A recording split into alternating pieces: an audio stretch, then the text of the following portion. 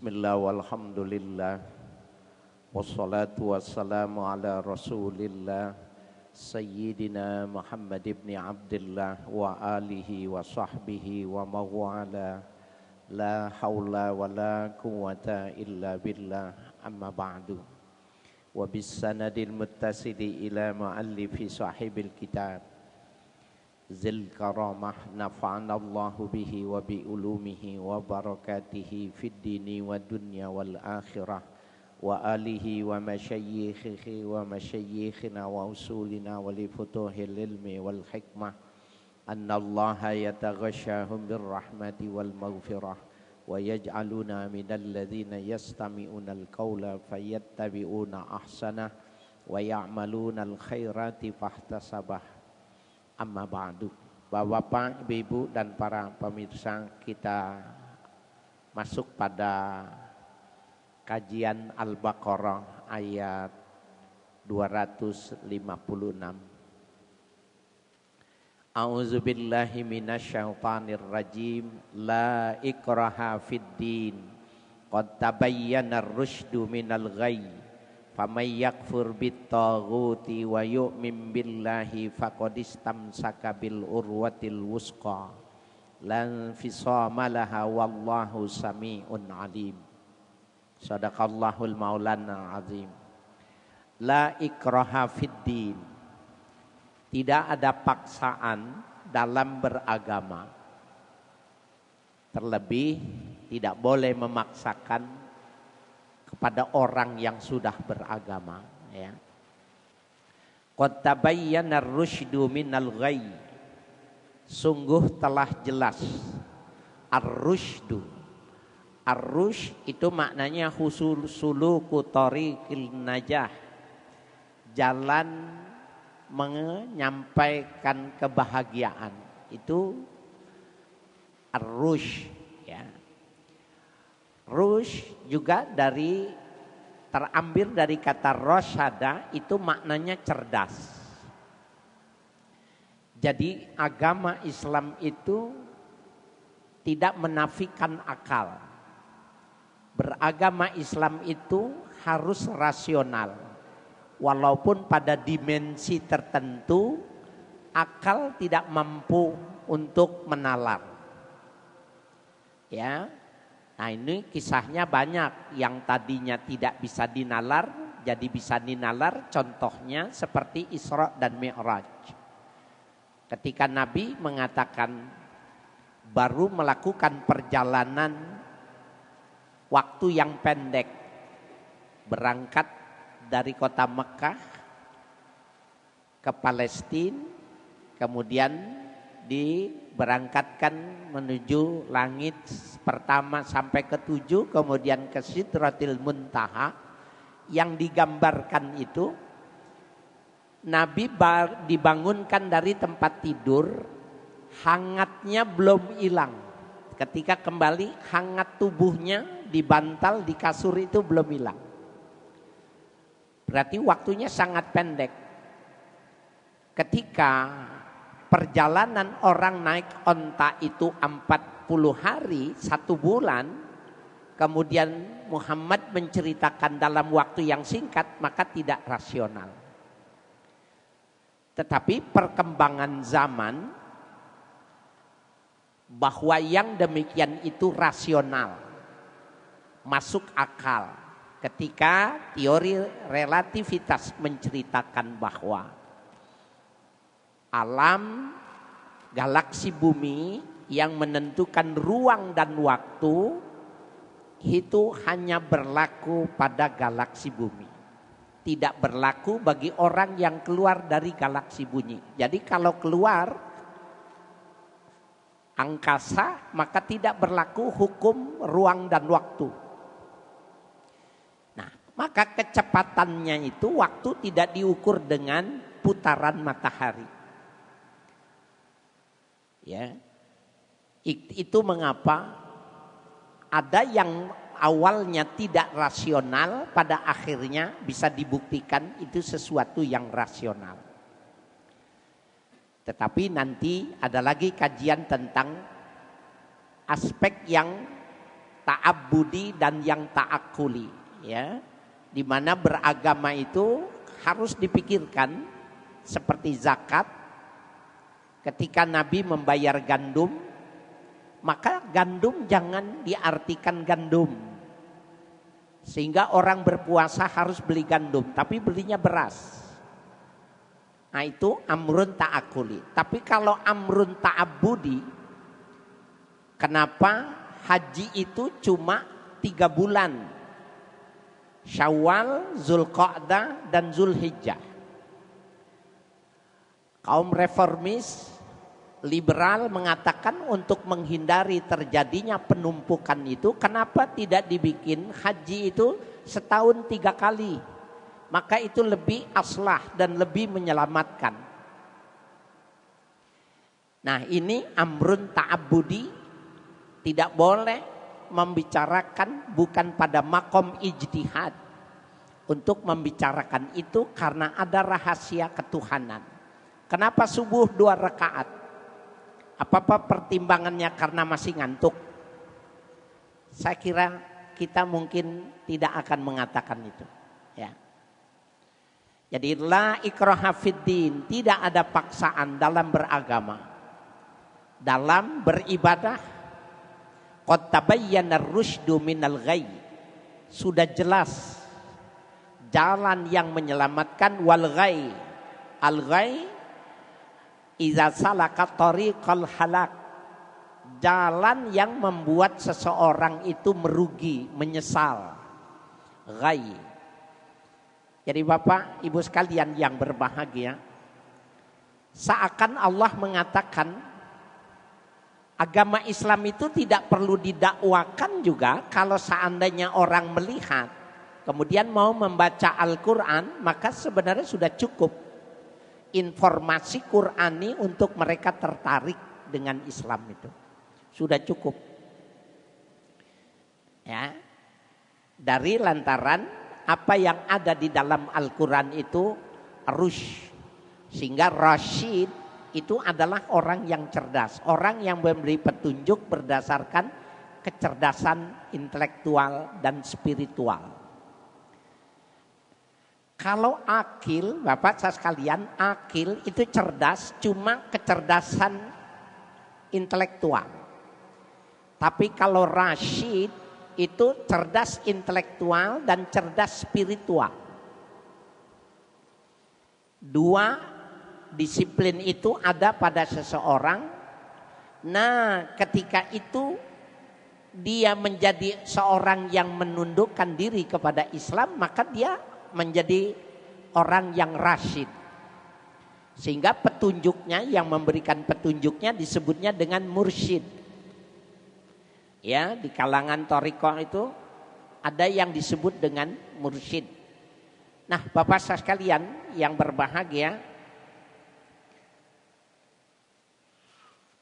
betapa kita bisa melihat secara jelas ya bahwa agama Islam itu sudah dinyatakan oleh Tuhan, siapapun sebenarnya bisa akan menilainya.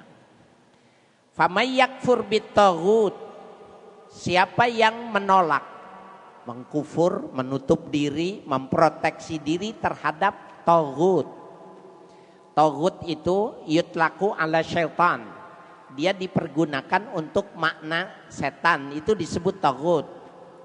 Kahin, paranormal, itu juga disebut taghut. Sahir, orang yang menggunakan kekuatan jin.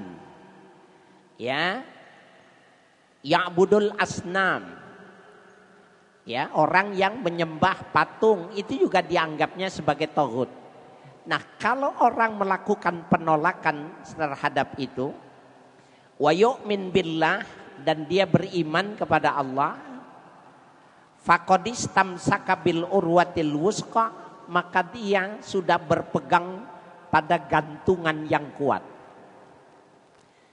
Ya, Bapak saya sekalian, kalau kita lihat urwatul wusqa itu seperti flying fox ya, kalau anak-anak kita di tempat hiburan. Kenapa bisa aman? Safety-nya sudah terjamin bahwa dia adalah yang disebut dengan urwatul wusqa. Ya, dijamin kuat sehingga kita berani, sudah teruji untuk melepaskan anak kita bermain-main dengan flying fox itu tadi. Nah, ilustrasi itu untuk menggambarkan orang yang memegang agama Islam. Lan fisomalaha, tidak akan putus, tidak akan terlepas, tidak akan jatuh orang yang berpegang kepada urwatul wusqa ini. Wallahu sami'un alim. Allah maha mendengar lagi maha mengetahui. Nah, Bapak Saudara sekalian yang berbahagia, urwatul wusqa ya, itu adalah al-halaqatul qawiyatul lati yatamassaku bihal mar'u minal habli awis suluki liyastanida ilaiha. Satu ikatan di mana ikatan itu sangat kuat, yang bisa kekuatan itu sebagai jalan untuk mencapai tujuan. Seperti flying fox, dari atas mau turun. Maka itu adalah gambaran yang paling mirip dengan urwatul wusqa, ketika seseorang bergelantungan, aman, dan sampai tempat tujuan. Itu bagi orang yang beragama Islam seperti itu. Ya. Nah, kemudian ulama yang mengatakan semacam itu, Imam Mujahid dia bilang al-urwatul wusqa huwal iman. Yang dimaksud dengan urwatul wusqa itu adalah iman. Jadi orang yang beriman berarti dia berpegang pada tali Tuhan yang kokoh. Kemudian Anas bin Malik mengatakan urwatul wusqa adalah Al-Quran. Orang yang memegang Al-Quran maka dia akan selamat. Ya, orang yang memegang Al-Quran maka dia tidak akan jatuh. Ya. Bapak, Ibu, hadirin sekalian dan para pemirsa, kalau kita lihat sejarahnya, asbabun nuzul dari turunnya ayat ini diriwayatkan oleh Ibnu Jarir At-Tabari dalam tafsirnya yang masyhur itu. Ada seorang laki-laki dari kaum Ansar, dari Bani Salim bin Auf, memiliki dua anak yang kedua anaknya ini memilih agama Nasrani. Ayahnya mengikuti Nabi Muhammad sallallahu alaihi wasallam. Laki-laki ini namanya Husain. Ya. Faqala lin Nabi sallallahu alaihi wasallam, "Ala astakrihuma?" Bolehkah aku paksa kedua anakku itu untuk berpindah agama? Ya. Orang tua punya hak untuk memberikan pengaruh, tetapi pertanyaannya, bolehkah aku paksa anakku yang sudah memeluk agama Nasrani ini untuk masuk ke dalam Islam? Ya. Fa innahuma qad abaya illan nasraniyah.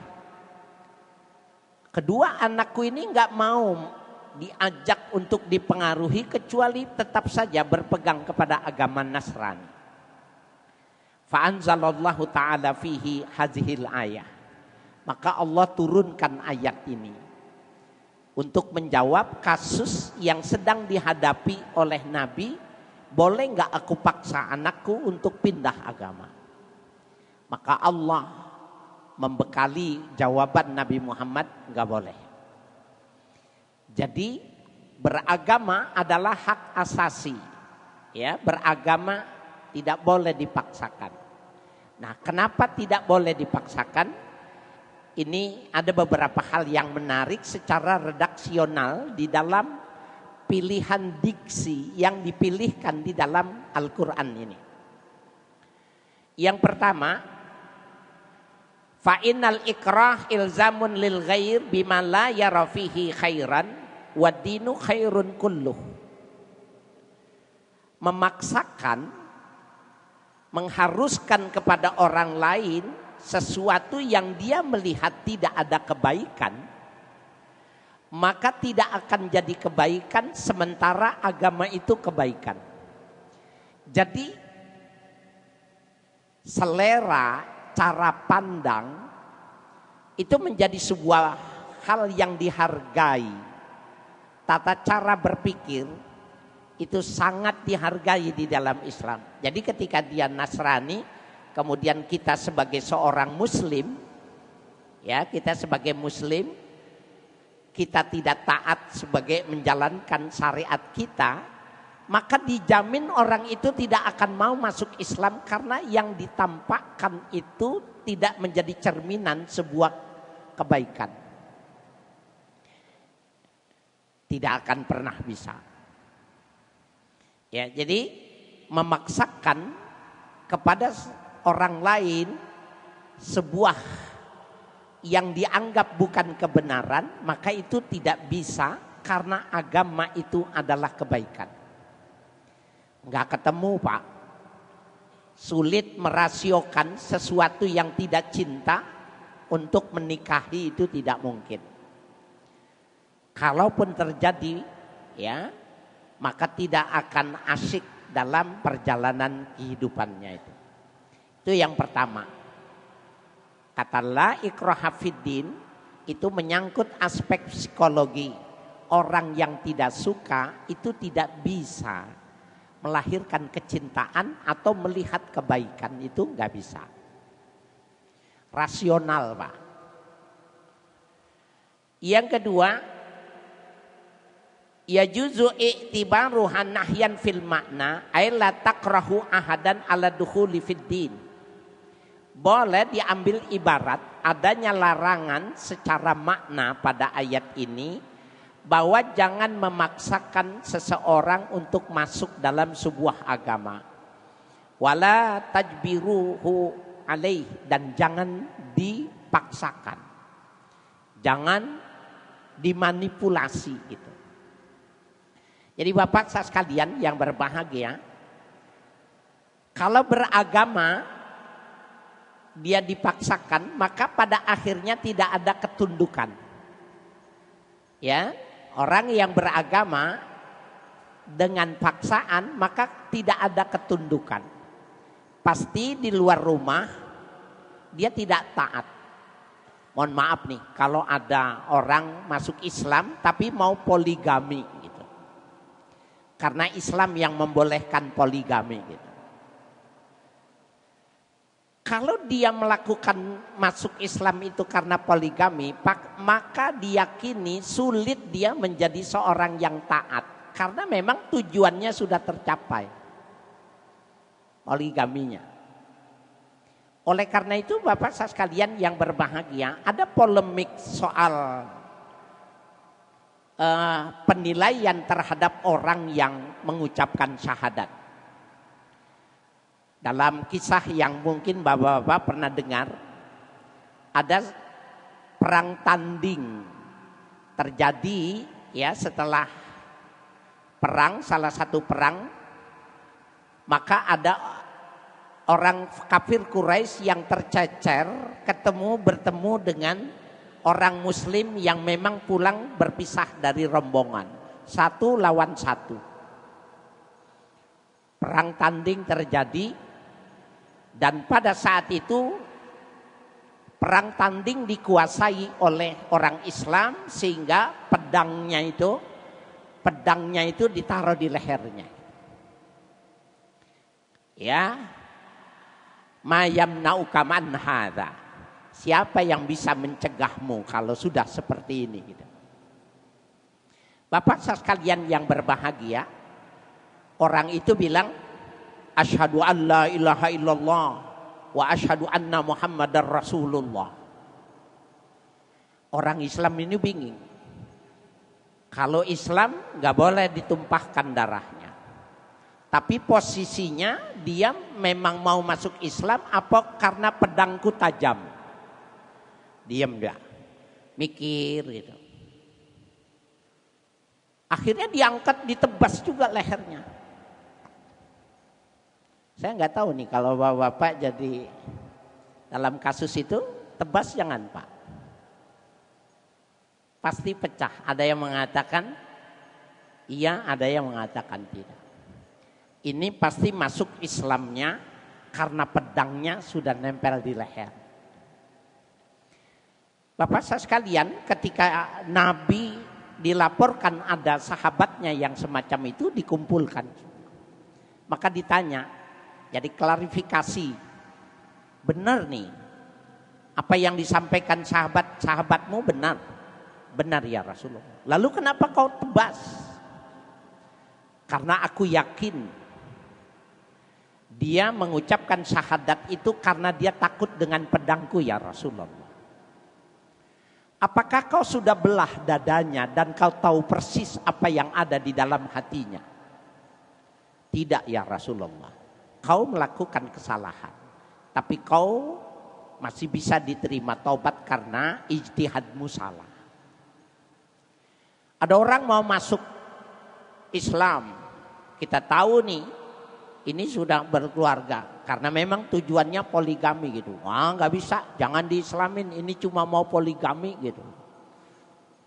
Nggak bisa, nggak boleh Pak. Bahkan saya berposisi di satu masjid ya. Waktu itu masih agak muda, saya belum seperti ini, masih muda. Di masjid ketika saya sedang rileks itu ada orang, Pak, saya mau masuk Islam. Saya mau masuk Islam, tolong saya diatur bagaimana. Maka saya bilang, ya ayo ikut sama saya. Saya bonceng naik motor ke rumah guru saya yang perjalanannya kira-kira 2 kilometer. Sampai di rumah guru saya bilang, Walim, ini orang mau masuk Islam. Kenapa tidak diislamkan? Marah dia sama saya. Untung ente dari sana kemari tidak tertabrak. Orang ini nggak mati. Kalau dia mati dia belum masuk Islam, tapi ente penyebabnya. Nah Bapak saya sekalian nggak boleh. Orang mau masuk Islam, Islamin dulu. Ayo ikuti saya. Asyhadu an la ilaha illallah. Aku bersaksi tiada Tuhan kecuali Allah. Wa asyhadu anna Muhammadar Rasulullah. Saya bersaksi bahwa Nabi Muhammad utusan Allah. Udah, ente saudara saya, ikut ya. Baru boleh diajak kemana untuk tajdid. Tajdidu syahadah itu boleh, tetapi Islamin dulu. Karena dia tidak tahu ya apakah bisa sampai kalau dibawa ke tempat tujuan orang yang kita anggap lebih besar dari kita. Nah, jadi Bapak sekalian yang berbahagia, banyak yang sulit kita untuk memahami ya dalam konteks ya kecerdasan intelektual dalam memahami orang-orang yang mau masuk Islam atau orang-orang Islam yang tidak taat dari lantaran ada tujuan-tujuan tertentu yang sudah dia dapat. Lan fisamalaha, orang yang memegang itu tidak akan putus dan tidak akan terputus. Wallahu sami'un alim. Allah mengetahui apa yang dilakukan oleh manusia. Alimun, Allah maha mengetahui apa yang ada di dalam hati. Nah Bapak saya sekalian yang berbahagia, itu ya. Kemudian ada sebuah lagi penjelasan di dalam tafsirnya. Wa qad yabdu min hadza ta'arada bainal ayatil lati waradat fil amri bil jihad. Ayat ini tidak ada paksaan di dalam beragama, ini paradoks. Dengan ayat yang menyatakan wajibnya berlakukan jihad. Ya. Ayat ini tidak boleh memaksakan, tapi ada ayat yang menjelaskan wajib bagi orang Islam itu untuk berjihad. Paradoks. Ya, bertentangan. Waqad ya takhallasal ulama'u min hadza ta'arudi biwujuhin iddatin. Maka ulama berbeda pandangan tentang paradoksi dari dua ayat ini ya dengan beberapa metode pandangannya. Minha al-qaulu bi anna hazihi mansukhatun bi qauli ta'ala ya ayuhan nabiyyu jahidil kuffara wal munafikin. Pendapat pertama mengatakan ayat ini sudah dibatalkan dengan ayat ya surah At-Taubah 37 ya ayuhan nabi jahidil kuffara wal munafikin. Hai nabi, berjihadlah kau terhadap orang-orang kafir dan terhadap orang-orang munafik. Tegakkan hukum, beri konsekuensi hukum, lakukan perluasan keberagamaan. Itu menurut satu ulama bahwa ayat yang kebebasan beragama itu sudah dibatalkan. Ini yang pertama. Ya. Kemudian yang lainnya mengatakan bahwa tidak perlu wattaqiqu alla ta'arada bainahuma. Adapun yang kaul yang benar tidak terjadi paradoksi dari dua ayat ini, enggak terjadi. Jadi maksudnya gini. Ketika orang sudah beragama maupun ya belum beragama, itu maksudnya anak-anak remaja yang mereka itu beragamanya masih ikut-ikutan, maka enggak perlu kita melakukan pemaksaan, menggiring opini dan lain sebagainya dalam rangka menarik simpatik terhadap Islam. Tapi bagi orang yang sudah berislam, dia wajib berijtihad, wajib dia melakukan jihad. Apa itu jihad? Jihad itu bazlu taqati fi sabilillah, mengerahkan segala kemampuan dalam menegakkan jalan Allah. Jadi umpamanya ketika Islam dieksploitasi, umpamanya Muslim dieksploitasi, maka wajib hukumnya berjihad. Maaf nih Bapak, ada daerah yang daerah itu Muslim tradisional, ya, jadi pinjem bahasa Muslim tradisional, kemudian terjadi ada sebuah upaya yang mempengaruhi secara ekonomi dan proyek itu adalah proyek pemurtadan. Ya, proyek pemurtadan. Nah, bagi orang Islam pada saat itu wajib dia berjihad. Tetapi bagi orang yang sudah beragama itu kita diwajibkan. Di dalam surah Yasin itu dikatakan wa ma alaina illal balaghul mubin. Tidak ada kewajiban apa-apa bagi kita. Enggak perlu kewajiban untuk berhasil sukses illal balaghul mubin, kecuali dalam berdakwah itu menyampaikan saja secara benar. Cuma itu kewajibannya. Mubalik, ulama, kiai, para masyayikh, para habaib, kewajibannya menyampaikan. Selebihnya maka itu adalah wewenang Allah. Nah, Bapak Ibu sekalian, jadi ada yang mengatakan ayat itu sudah batal dengan adanya ayat jihad, tetapi ada juga yang mengatakan tidak, dia berdiri sendiri. Ya, berdiri sendiri. Bapak sekalian yang berbahagia, di dalam merefleksikan la ikraha fiddin ini Bapak sekalian, kenapa? Karena ternyata cara pandang syariati, nih kalau cara pandang syariati itu artinya cara pandang berdasarkan hukum. Itu tidak sama dengan cara pandang sultaniyah. Ini syar'iyah, ini sultaniyah. Gini Pak.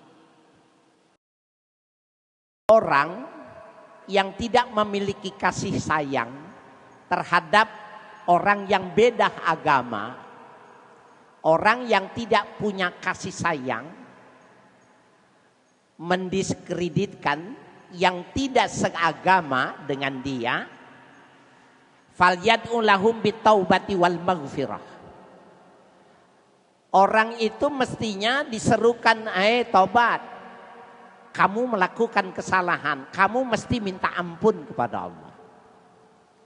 Jadi Bapak gini, apa yang paling ekstrim dalam contoh di dalam Al-Quran?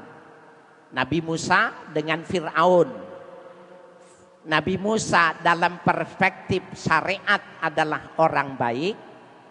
Fir'aun antitesanya orang jelek dalam perspektif syariat. Tetapi dalam perspektif sultani, dua-duanya orang baik, Pak. Ini pelan-pelan nih. Nabi Musa dianggap baik itu menurut syariat. Fir'aun yang melakukan actionnya, melakukan kegiatannya berdasarkan skenario Tuhan, Fisultaniyah, dalam kerajaan Tuhan, dia adalah orang baik yang mengikuti skenario Tuhan yang disebut dengan sunnatullah. Nih pelan-pelan nih, salah-salah bisa berhenti, saya nggak diundang lagi nih ya. Wah, ini menyesatkan ini ajarannya itu. Jadi Bapak Saudara sekalian, betapa perspektif kita harus disatukan dulu. Kira-kira gitu ya. Kalau Sylvester Stallone, Rambo, kenapa dia dibilang hebat Rambo itu? Karena musuhnya berat. Kenapa Gatot Kaca itu hebat? Karena musuhnya itu raksasa. Besar badannya, tenaganya kuat, ilmunya tinggi, tapi dikalahkan oleh Gatot Kaca, maka Gatot Kaca dikatakan hebat. Tapi kalau Gatot Kaca menang lawan Gareng, maka Gatot Kaca nggak punya penilaian menjadi sebuah tokoh yang hebat. Nabi Muhammad hebat, besar. Itu harus ada musuh yang berimbang, baru dia disebut menjadi sesuatu yang baik. Harus ada antitesanya. Apa sih hebatnya siang ketika ada malam? Apa sih hebatnya laki ketika ada perempuan? Apakah ada laki dan perempuan itu maknanya plus minus? Bukan. Itu sunnatullah. Ini yang dimaksud dengan rusyd, cerdas. Beragama itu qad tabayyana ar-rusydu minal ghayy. Sudah dibedakan menggunakan intelektual mana yang jelek dan yang buruk itu orang bisa kok. Jadi Fir'aun jelek itu bila perspektifnya itu syariat. Tapi kalau perspektifnya sultani, kekuasaan Allah, pemegang skenario semua alam semesta, maka dia adalah pelaku yang mengikuti skenario Tuhan seperti ya para pencoleng, para raksasa yang bermusuhan dengan Gatot Kaca itu mengikuti alur cerita oleh si dalang. Ketika dia mengikuti keinginan maunya wayang, namanya ta'atun li sultani, taat dengan kekuasaannya dalang. Kalau Gatot Kaca ini namanya ta'atun li syariati, dia tunduk taat kepada perintahnya dalang. Dua-duanya orang taat, cuma perspektifnya beda.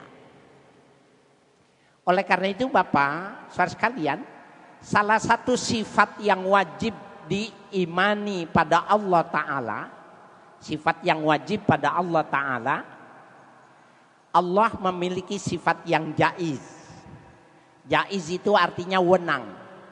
Wenang bagi Allah itu ketika bayi dalam kandungan, maka jaiz bagi Allah mengeluarkan bayi yang hidup atau mati, mengeluarkan bayi yang sempurna atau cacat, mengeluarkan laki perempuan atau di antara keduanya, dan semua varian-varian yang memungkinkan, ini namanya jaiz.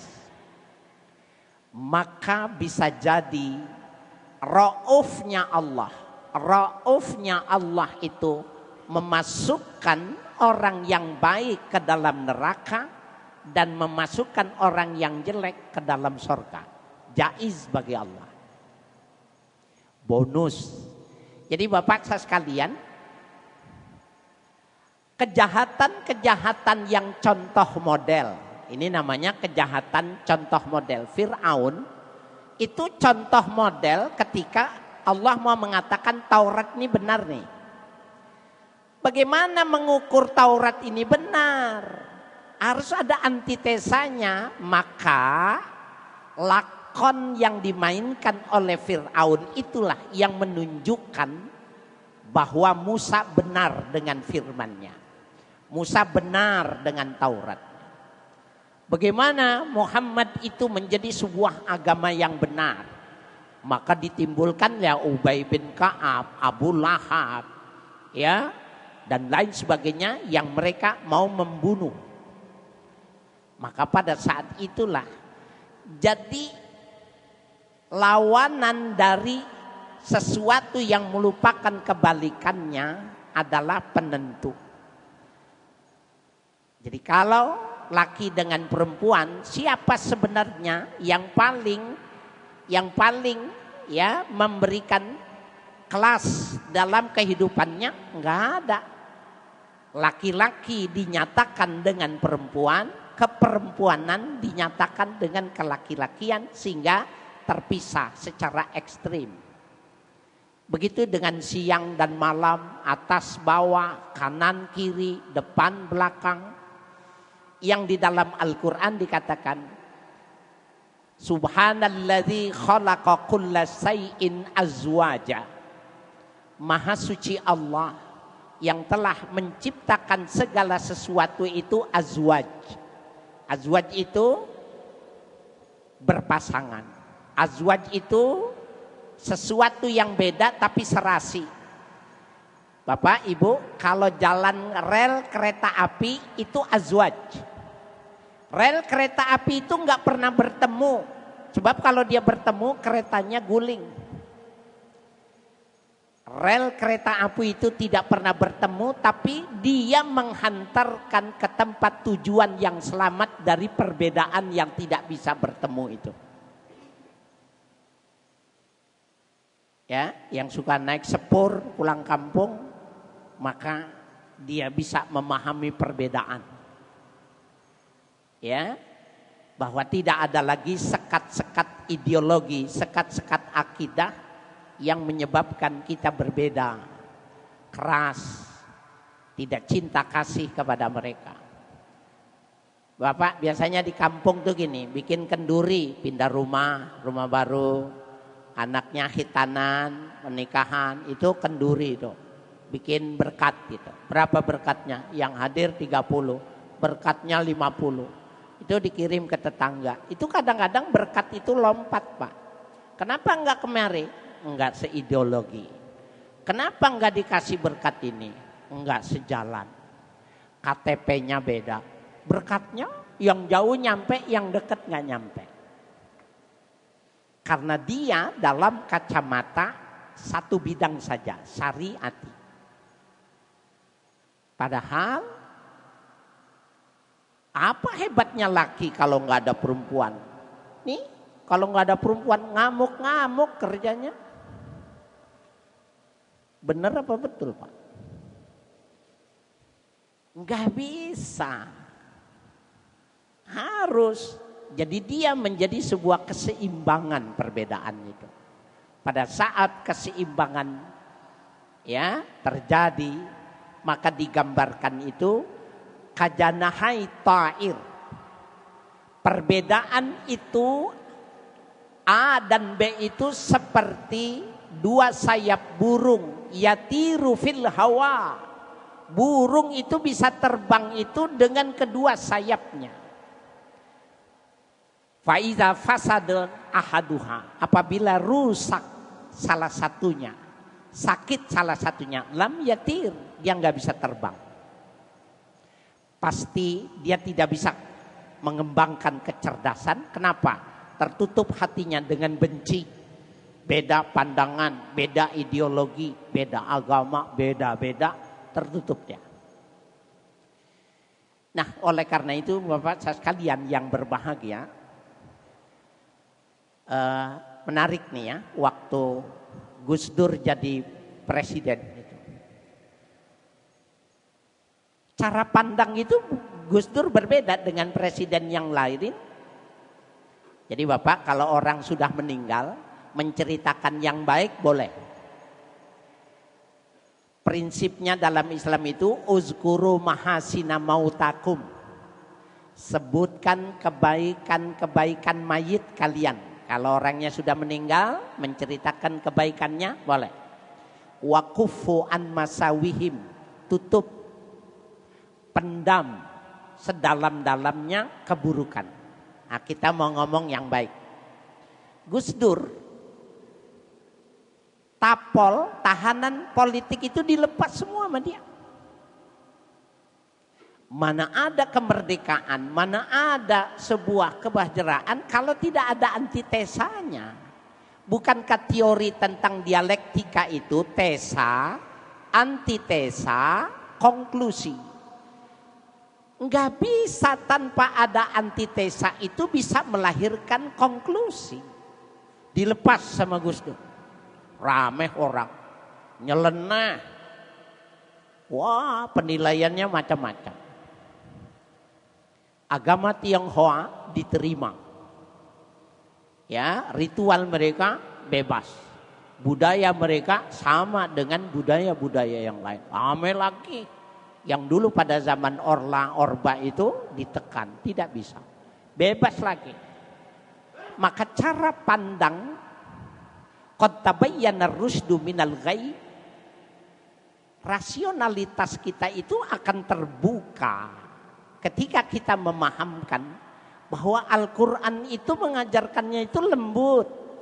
Al-Quran itu damai, tidak ada percecokan dan menghargai perbedaan.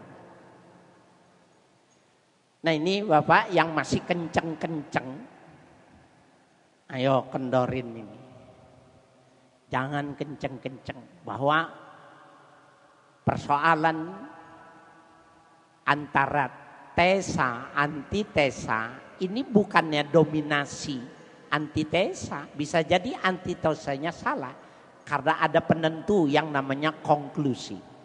Kalau di dalam Islam rumusan ilmu mantik itu qadiyatul ula, qadiyatus saniyah, natijah. Sama aja.